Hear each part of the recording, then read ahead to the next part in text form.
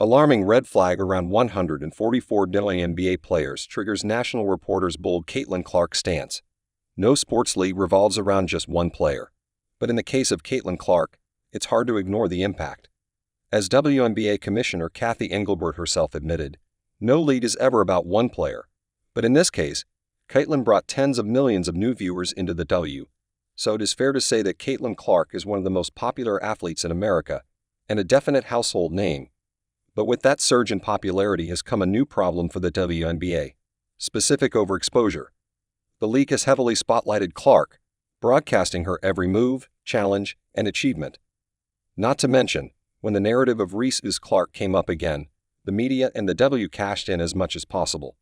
Shockingly enough, the CC vs. Reese narrative made up about 78% of the WNBA preseason coverage. Now, with both teams set to face off at least 4 more times, some analysts worry it's coming at the cost of broader, more balanced coverage of the league as a whole. And for what? For the sake of a short-term viewership. On the Ringer WNBA show, the show host Sirit Sohi called this Faber Sky matchup an appointment viewing, and mentioned how some other matchups would make more sense. "I'd much rather watch the Sky face off against the Aces and Ajawilson," she said, mentioning the front-court battles that are bound to take place, yet with barely any hype. And to be fair, the battles between Ajawilson and Angel Reese are fun to watch, and the viewers agree as the Aces v Sky matchup drew a whopping 1.3 million viewers last season. Wilson's impeccable offensive bag going against Reese's rebounding brilliance and determination will always draw eyeballs. However, their matchup will have to wait until August, as Caitlin Clark takes center stage for now.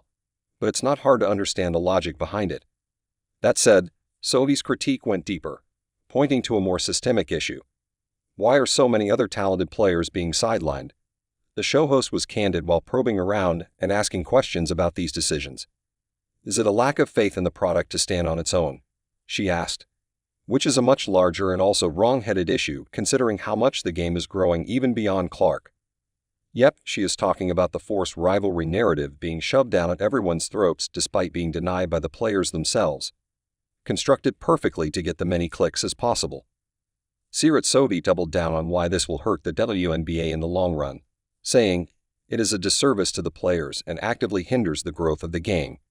However, if you look at how college basketball people thought about it back in March of this year, it is clear that there will be a boatload of criticisms, but the league or the media are not going to change their approach anytime soon.